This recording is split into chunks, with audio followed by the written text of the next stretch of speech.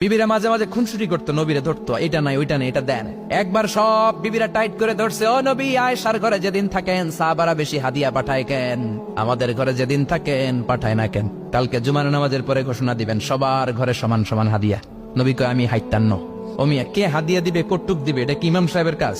ইমাম সাহেবের বাসায় কে কোন দিন কি খাওয়াবে, কি গিফট দিবে, এটা তো যে গিফট দিবে তার ব্যাপার। বিশ্বনবী বললেন আবু বকরকে সবাই ভালোবাসে, তাই আবু বকরের মেয়ের ঘরে যেদিন আমার ডেট পরে থাকার সময় ওই দিন হয়তো বেশি হাদিয়া পাঠায়, তোমাদের ঘরে পাঠায় না। আমার বলার কোনো সুযোগ? বিবিরা কয় না, আপনারে বলতেই হবে। নবী কয় আমি পারবো না। বিবিরা কয় পারবেন। ইন দ্য মিন টাইম দরজার পার থেকে কে যেন সালাম দিল, আসসালামু আলাইকুম ওয়া রাহমাতুল্লাহ। বিশ্বনবী বললেন ওয়া আলাইকুম আসসালাম। বিশ্বনবী বুঝতে পারলেন সালামটা আমার ওমরের সালাম। বিশ্বনবী সালামের উত্তর দিয়ে বিবিদের দিকে তাকায় দেখে একটা বিবি ওর সামনে নাই, সব উদাও, ভ্যানিশ হয়ে গেছে। ওই যে ওমর, সুবহানাল্লাহ পড়বেন না? এই জন্য ওমরকে শয়তানও ভয় পেত। আমার মেয়ে, একটা মাত্র মেয়ে, খাইতে চায় না। শুধু আমার মেয়ে না, অধিকাংশ বাচ্চাদের এই অবস্থা। ওরা আম্মু দিক দিয়ে খাওয়ায়, আবার দৌড় দেয়, আবার আমি খাওয়াই, আবার কান্নাকাটি করে, বলে গল্প শোনাও, তাইলে খাবো।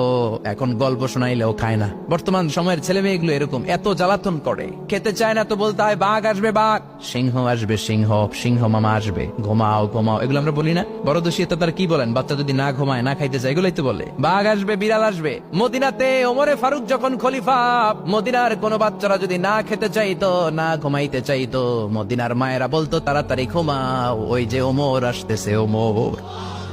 কি শাসক ছিলেন সাইয়েদনা ওমর! সবাই সমান, উনার বিধান, উনার রীতি সবার জন্য সমান। মদ খাওয়ার অপরাধে নিজের কলিজার টুকরা ছেলে আবু শাহমাকে 80টা বেত মেরেছে। হাদিসটা দাঈফ, তবে শিক্ষা আছে আমাদের জন্য। 80টা বেত মেরেছে। এক রাতে পাওয়া যায় বেত মেরে ছেলেটাকে আহত করে ফেলেছে, আর এক রাতে পাওয়া যায় পিটাতে পিটাতে ছেলেটাকে দুনিয়া থেকে শেষ করে ফেলেছে। ছেলের মুখে গন্ধ পেয়েছে। আর শরীফটা খামরান, কিরে মদ খাইছস?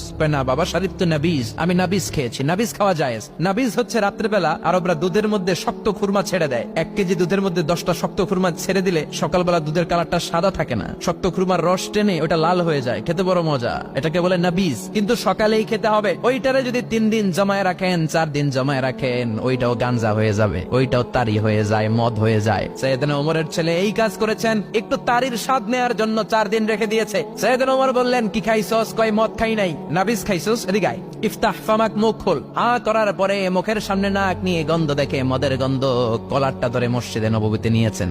ইন দা মিন টাইম মসজিদে নববীতে জোহরের নামাজ হয়। নিজের ছেলেকে মসজিদে নববীর উস্তুয়ানা বলে, উস্তুয়ানাতু মসজিদে নববী, মসজিদে নববীর পিলারে বেঁধেছেন। যেহেতু উনি খলিফা, মসজিদে নববীর ইমাম, জোহরের নামাজের ইমামতি করলেন। সালাম ফিরালেন, আসসালামু আলাইকুম ওয়া রাহমাতুল্লাহ, আসসালামু আলাইকুম ওয়া রাহমাতুল্লাহ। সালামের পর বললেন মাকানাকুম ইনদানা হাদ, সুন্নতের পর বসে যাবেন, আমাদের একটা হদ আছে। আল্লাহর দেয়া যে বিধান, বিচার, এটাকে আরবিতে বলে হাদ, প্লুরাল হচ্ছে হুদুদ। আমাদের হুদুদ আছে, মানে গুরুদণ্ড আছে, বসবেন। হাজার হাজার মানুষ সবাই ওযু করে যখন ঢুকতেছিল, দেখে আবু শামা পিলারে বাঁধা। সবাই তো আশ্চর্য, কি আজীব তামাশা, প্রেসিডেন্টের পোলা বাঁধা। নামাজের পরে বাইরে আসার পরে হাজার হাজার মানুষ তাকিয়ে আছে, কানাঘুষা শুরু হয়ে যায়। সবাই বলে কি হয়েছে?